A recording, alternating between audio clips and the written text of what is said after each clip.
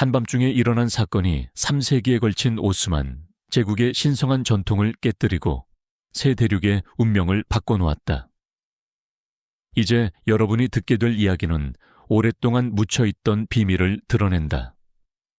15세 소녀 노예가 한 번의 결혼식에서 5가지 불가침의 제국 법칙을 깨뜨리며 황제들을 세대에 걸쳐 괴롭힌 조용한 혁명을 일으킨 금지된 이야기다. 그녀의 이름은 하렘 술탄, 서양에서는 록셀라나로 알려진 여인으로 1326년 이후 어느 통치자도 감히 어기지 않았던 고대 법칙을 거스른 인물이다. 하지만 1514년에 일어난 일은 단순한 결혼이 아니었다. 이는 톱카프 궁전에 숨겨진 방에서 그녀가 제국 하렘에서 익힌 유혹의 기술을 사용해 실행한 은밀한 쿠데타였다. 오스만 역사의 가장 어두운 비밀 속으로 들어갈 준비를 하라. 바티칸 문서고에서 발견된 기록은 의식, 비밀스러운 의뢰, 그리고 우크라이나 출신의 포로를 그녀 시대의 가장 두려운 여인으로 만든 결혼 전략을 말해준다.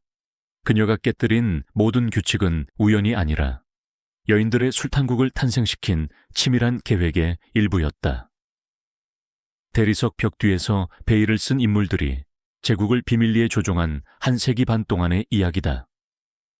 이제 여러분이 발견하게 될 것은 권력, 욕망, 그리고 역사를 형성하는 보이지 않는 힘에 대한 시각을 영원히 바꿀지도 모른다. 왜냐하면 연대기에서 술레이만 대제를 찬양할 때 그들은 훨씬 더 불안한 진실을 숨기기 때문이다. 헝가리에서 예멘까지 뻗어있는 제국의 진정한 주인은 아무도 감히 이름을 큰 소리로 부르지 못했던 여인이었다. 하지만 이 금지된 장으로 뛰어들기 전에 작은 부탁이 있다. 나처럼 이 숨겨진 제국 비밀에 매료되었다면 지금 이 영상에 좋아요를 눌러줘. 그 작은 행동이 내가 역사의 가장 어두운 그림자를 계속 파헤칠 수 있게 도와준다. 그리고 여기서 여러분이 다음 이야기를 결정한다. 댓글에 여러분이 비밀이 드러나길 원하는 여왕, 황후 또는 귀족 여성의 이름을 남겨줘. 가장 많이 언급된 인물이 우리의 다음 역사 속 숨겨진 방으로의 여정을 이끌 것이다. 배신, 복수 아니면 뜨거운 열정의 이야기가 될까? 그 선택은 여러분에게 달렸다. 아직 구독하지 않았다면 구독하고 알림을 켜놔. 앞으로 나올 하렘의 이야기는 숨이 멎을 정도로 놀라울 거야. 1020년 술레이만이 오스만 제국의 왕좌에 올랐다. 그는 새 대륙을 아우르는 제국을 물려받았고 인도에서 온 향신료, 아프리카의 보물, 아시아의 비단이 모두 집결하는 세계에서 가장 부유한 무역로를 지배했다. 콘스탄티노플, 이제는 이스탄불로 불리는 곳은 이슬람의 힘의 중심지였다. 하지만 톱카프 궁전의 빛나는 홀 안에서 고대의 전통은 깨지기 쉬운 질서를 유지하고 있었다. 첫 번째는 한 첩, 한 아들이라는 신성한 규칙으로 어느 어머니도 다른 이들 위로 올라서지 못하도록 했다. 두 번째, 술탄은 절대 노예와 결혼할 수 없었고 제국의 결혼은 외국 궁정의 공주들에게만 허용되었다. 세 번째, 여성은 정부의 중심지인 톱카프 궁전에 거주할 수 없었으며 이는 정치가 욕망에 영향을 받지 않도록 하기 위함이었다. 네 번째, 하렘 내의 모든 계급은 엄격한 칭호로 정의되었고 절대 바뀌지 않았다. 다섯 번째, 여성은 전쟁, 외교 또는 국정에 관한 회의에 절대 참여할 수 없었다. 수세기 동안 이 5가지 법칙은 제국을 혼란, 혈투, 그리고 형제 간의 전쟁으로부터 지켜왔다. 하지만 1521년 모든 것이 무너지기 시작했다. 그해 15세의 우크라이나 소녀가 제국 하렘으로 끌려왔다. 로이틴에서 타타르족의 습격으로 붙잡힌 그녀는 카파의 노예 시장에서 팔린 뒤 술레이만의 어머니 하프사 술탄에게 바쳐졌다. 아무도 이 붉은 머리에 10대 소녀가 날카로운 눈빛으로 모든 신성한 법칙을 무너뜨리고 오스만의 권력 균형을 영원히 바꿀 줄 몰랐다. 그녀의 본명은 로이틴의 평범한 정교회 사제의 딸 알렉산드라 아나스타시아 리소프스카였다. 그녀의 어린 시절은 기도와 자수 수업으로 채워졌고 그녀 앞에 기다리는 폭풍을 전혀 암시하지 않았다. 하지만 타타르 기병이 그녀의 마을을 휩쓸며 그녀는 가족에게서 떨어져 노예의 잔혹한 세계로 내던져졌다. 카파시장에서 상인들은 그녀의 창백한 피부, 슬라브의 아름다움, 그리고 특히 그녀의 불타는 듯한 붉은 머리를 높이 평가했다. 이는 그녀의 가치를 높이는 드문 특징이었다. 하지만 그녀의 외모만이 아니었다. 날카로운 지성과 우아한 태도가 그녀를 돋보이게 했다. 이스탄불에서 발리데 술탄 하프사는 그녀의 잠재력을 빠르게 알아챘다. 몇 달 동안 알렉산드라는 혹독한 훈련을 받았다. 오스만 터키어, 페르시아어, 아랍어 기초를 배웠고 궁중 예절, 음악, 춤, 그리고 무엇보다 첩을 권력의 도구로 만드는 세련된 유혹의 기술을 익혔다. 그녀의 변신은 새로운 이름, 하렘 기쁨을 가져오는 자를 받으며 완성되었다. 이는 그녀의 재탄생이자 제국에서 가장 위험한 게임으로의 입장을 의미했다. 술레이만은 당시 26세로 시인이자 전사로서 왕좌에 올랐다. 그는 고전교육과 군사기술을 조화롭게 갖춘 인물이었다. 유럽 사절들은 그를 키가 크고 세련되며 매부리코와 날카로운 눈빛, 그리고 조용한 권위를 가진 인물로 묘사했다. 시와 예술에 대한 사랑은 그를 이전 통치자들과 구별지었다. 1521년 그의 시선이 하렘과 처음 마주쳤을 때 그와 그녀는 그들의 연합이 제국을 재편할 혁명을 일으킬 것이라고 상상도 하지 못했다. 그녀는 생존의 강철을 품고 있었고 그는 절대적인 권력을 쥐고 있었다. 함께 그들은 오스만 역사에 가장 금지된 장을 썼다. 저밋 한 13년 겨울, 절대적인 비밀에 쌓인 준비가 시작되었다. 공식 연대 기자는 이를 기록할 엄두를 내지 못했다. 하지만 외교 서한과 유니크의 증언 조각들은 곧 일어날 일의 규모를 드러낸다. 하렘은 13년 동안 술레이만의 헌신을 확보했을 뿐 아니라 오스만 질서의 기초를 무너뜨리기 위해 고안된 전략을 완성했다. 첫 번째 위반은 이미 수년 전부터 진행되고 있었다. 관습은 첩이 하나들을 낳으면 더 이상 소환되지 않는다고 명시했지만 하렘은 이 법칙을 거듭 깨뜨렸다. 1221년 메흐메드, 1222년 미흐리마, 1224년 셀림, 1225년 바예지드, 그리고 압둘라와 지앙기르가 태어났다. 각 아이는 한 여성이 왕조 권력을 독점하지 못하도록 한 신성한 원칙에 대한 도전이었다. 전통적으로 첩이 아들을 낳으면 술탄의 침대에 다시 불려지지 않았다. 하렘은 이 전례를 깨뜨리며 마이데브란의 아들 무스타파가 먼 지방으로 보내진 후 술레이만의 혈통을 독점했다. 하렘 내에서 속삭임이 퍼졌다. 유니크와 비지르들은 그녀의 영향력이 커지는 것에 위험을 느꼈다. 술레이만의 가장 가까운 동맹인 데비지르 이브라임 파샤는 이 슬라브 여성이 왕조의 균형을 위협한다고 거듭 경고했다. 하지만 하렘은 항상 한 발 앞서 있었다.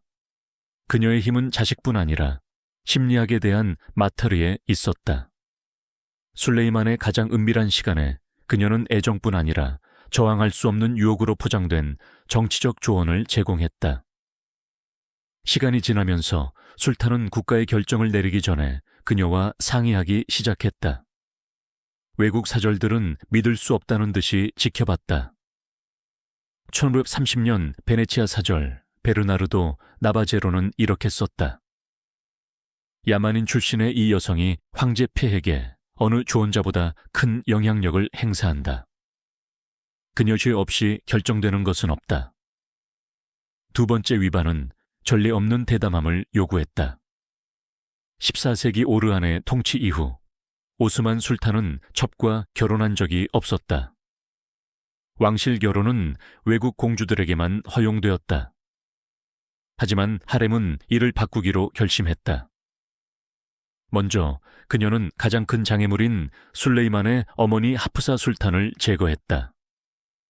공식 기록은 그녀가 1544년에 병으로 사망했다고 주장하지만 궁정 의사들은 나중에 그녀가 느린 독극물 중독에 징후를 보였다고 암시했다.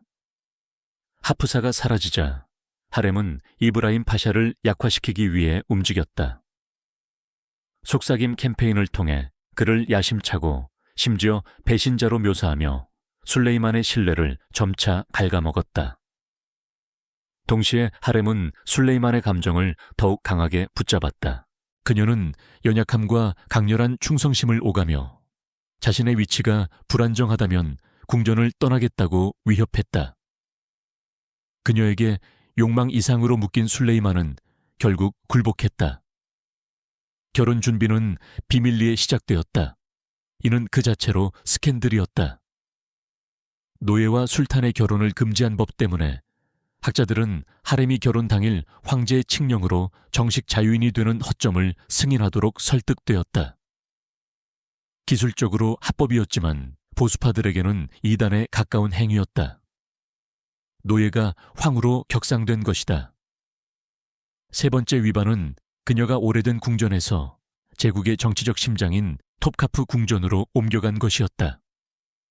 콘스탄티노플 정복 이후 하렘의 여성은 정부홀에 거주하는 것이 금지되었으며 이는 열정과 정치를 분리하기 위함이었다. 하지만 파캄 한 14년 오래된 궁전에서 의심스러운 화재가 보고되었고 이는 하렘의 이주를 정당화하는 편리한 구실이 되었다. 이후 조사에서는 심각한 손상의 증거가 발견되지 않았다.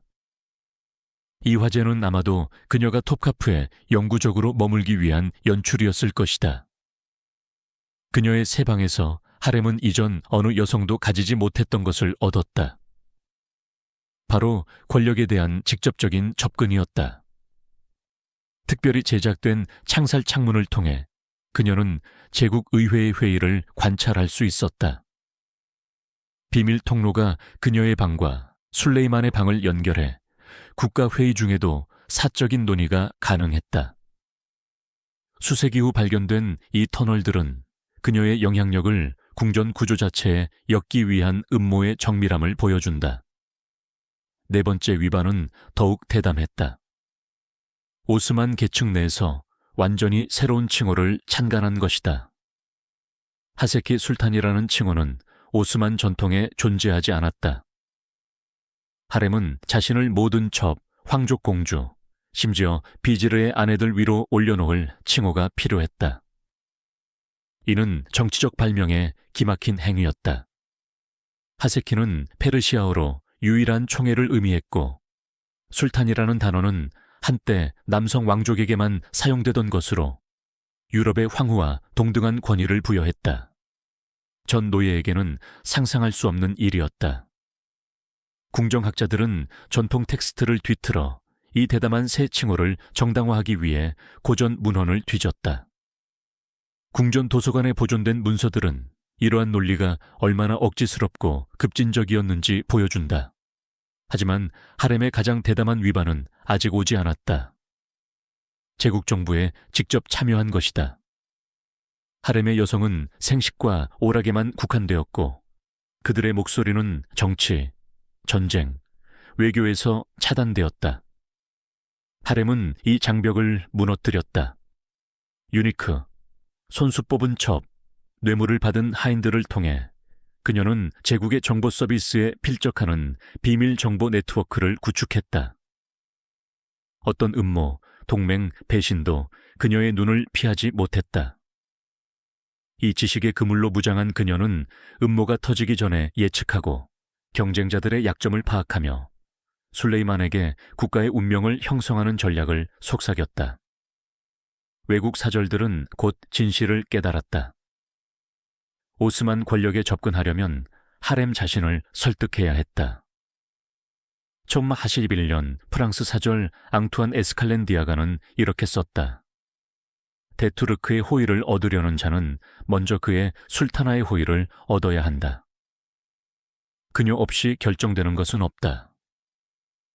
결혼식 날 밤이 마침내 도착했다. 정확한 날짜는 공식 연대기에서 눈에 띄게 지워졌다. 13년 동안 그녀는 이 순간을 위해 움직였고 이제 제국은 숨을 죽였다. 그 의식은 이전에 본 적 없는 것이었다. 비잔틴 보석상, 아랍 조향사, 제국 패션의 대가들이 비밀리에 그녀를 준비시켰고 노예 소녀를 황후 같은 위험의 인물로 변신시켰다. 왕조 공주들에게만 허용되던 보물이 그녀를 장식했고 의식 자체는 이슬람 의례와 비잔틴 제국의 화려함을 융합해 그녀가 권력의 규칙을 새로 그렸다는 명백한 선언이었다. 모든 제스처, 모든 맹세는 결혼 그 이상의 무게를 지녔다. 참석자들은 이것이 단순한 결혼이 아니라 헌법적 격변을 목격하고 있음을 이해했다. 화려함으로 장식된 신부의 방은 법적, 종교적, 정치적 경계를 한 번에 깨뜨리는 무대가 되었다. 하지만 의식을 넘어 그 밤은 그녀의 지배를 확정했다. 이 결혼 이후 어떤 중요한 결정도 그녀를 거치지 않고 이루어지지 않았다. 그 후 몇 시간은 친밀한 뿐 아니라 전략에 관한 것이었다. 하렘과 술레이만은 개혁, 후계 정책, 그리고 제국 전역에서 터질 반발을 잠재울 방법을 함께 계획했다. 베네치아 스파이들은 처음에는 혼란스러워하며 이를 술탄의 기행으로 불렀다. 나중에야 그들은 이것이 로맨스가 아니라 결혼으로 위장한 혁명임을 깨달았다. 변혁은 즉각적이었다. 하렘의 5가지 위반은 제국을 지진처럼 뒤흔들며 새 대륙의 권력 균형을 바꿨다. 첫 번째 결과는 왕조의 안정성 자체를 강타했다. 한 첩, 한 아들, 규칙을 깨뜨림으로써 그녀는 전례 없는 위기를 만들었다.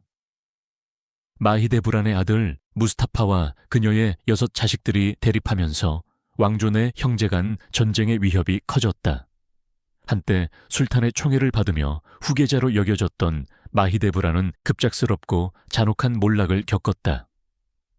기록에 따르면 그녀의 수당은 삭감되고 방은 재배정되었으며 수행원도 줄어들었다. 그녀의 편지에는 자신이 무의미해진 것에 대한 절망이 담겨 있다. 그녀의 아들 무스타파는 이제 자신보다 훨씬 강력한 어머니의 지원을 받는 경쟁자들과 맞서야 했다. 하렘은 무스타파에 대한 캠페인을 가장 위험한 게임으로 삼았다. 20년에 걸쳐 그녀는 술레이만의 아들에 대한 신뢰를 서서히 독살하는 무자비한 비방 캠페인을 벌였다. 그녀의 가장 치명적인 움직임은 궁전의 그림자 속에서 이루어졌다. 그녀는 스파이 네트워크를 이용해 무스타파가 제국의 숙적인 사팝이 왕조와 음모를 꾸미고 있다는 위조 증거를 심었다. 이 속임수는 1553년 술레이만의 페르시아 원정 중 절정에 달했다. 하렘의 딸 미흐리마와 결혼한 데비지르 루이스템 파샤와 함께 그녀는 무스타파의 개인 도장이 찍힌 완벽한 문서를 만들어냈다.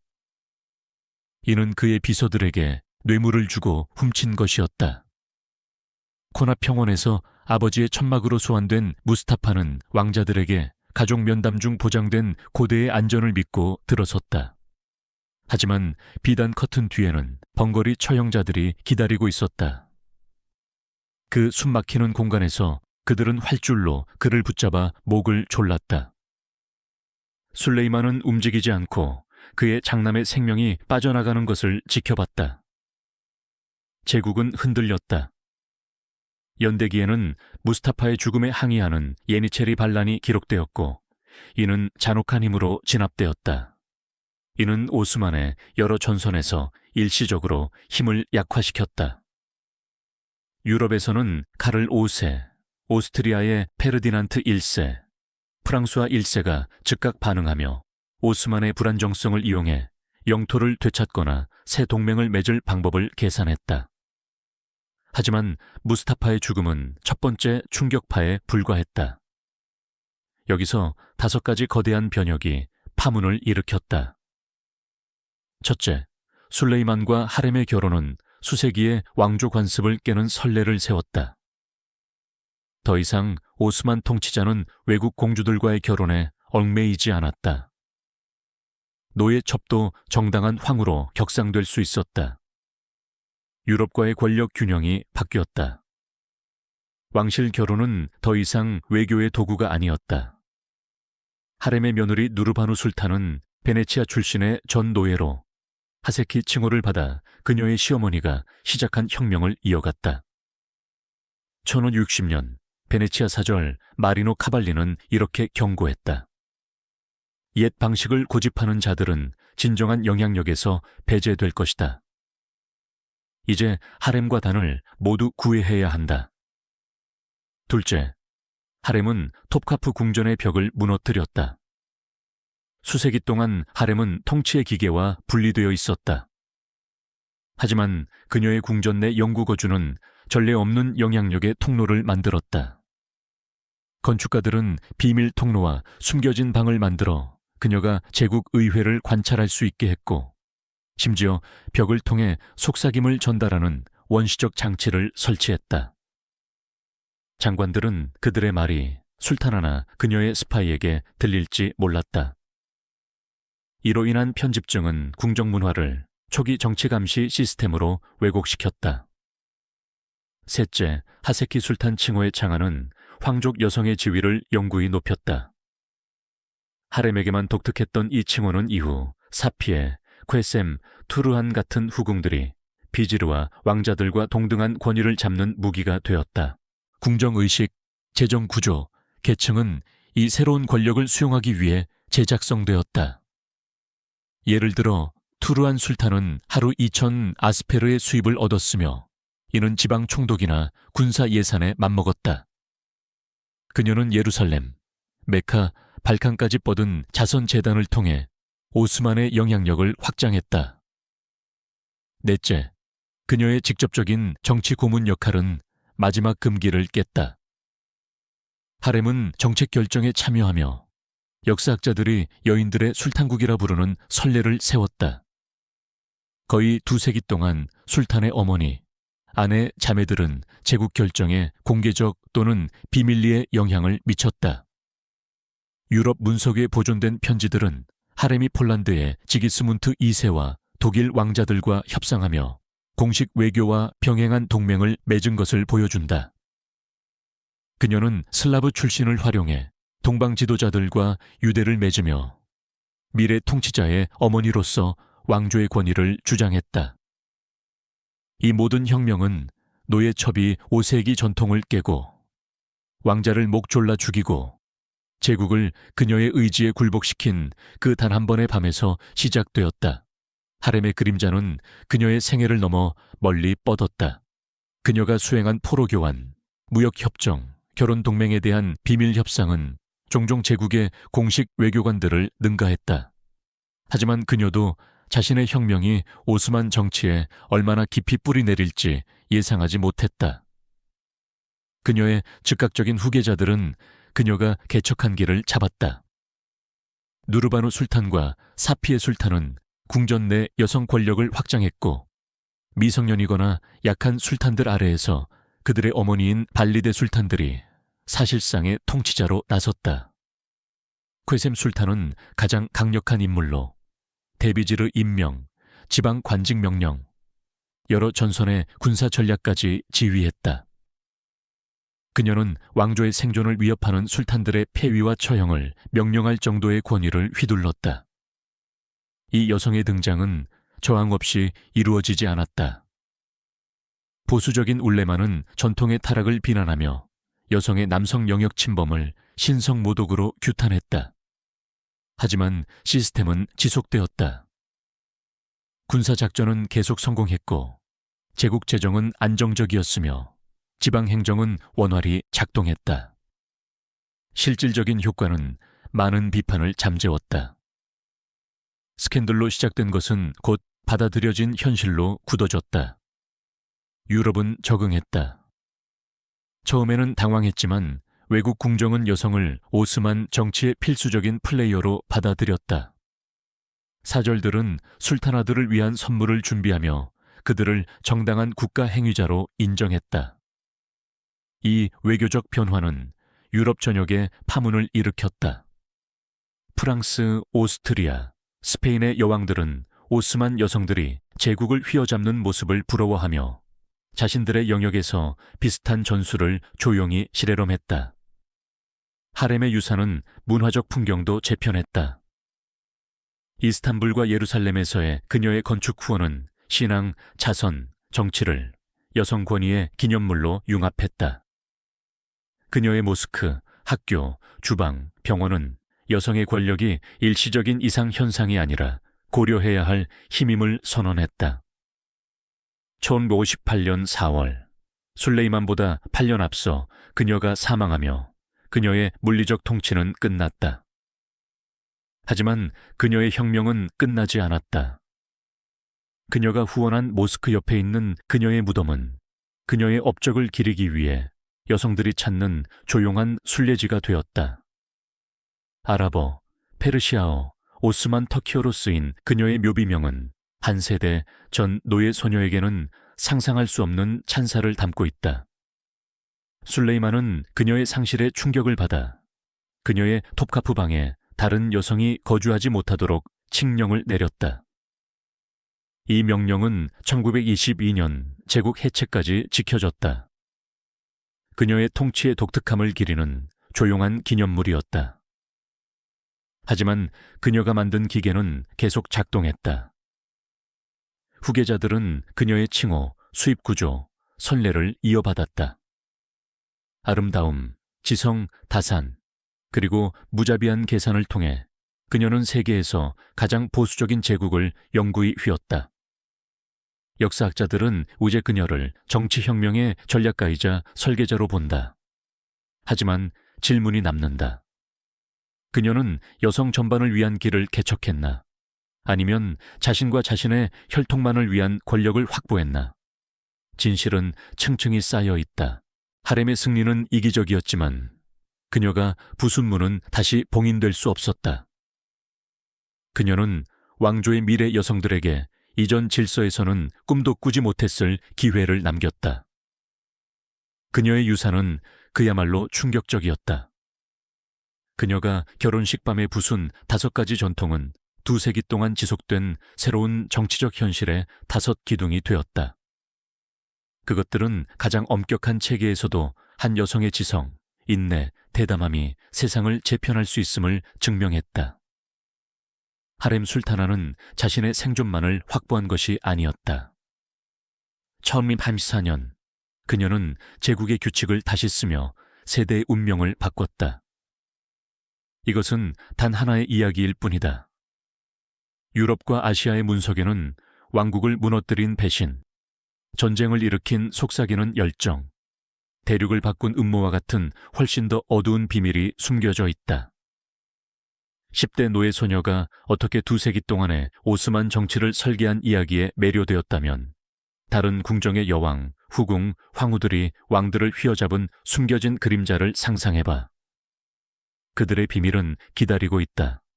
그러니 구독하고 알림벨을 켜고 매일 내가 역사의 가장 폭발적인 비밀을 파헤치는 여정에 동참해. 이 이야기를 공유하고 댓글에 다음에 밝혀지길 원하는 여왕이나 황후의 이름을 알려줘. 역사는 항상 그 가장 어두운 비밀을 속삭여왔다. 유일한 질문은 당신이 그걸 들을 준비가 되었느냐는 거야.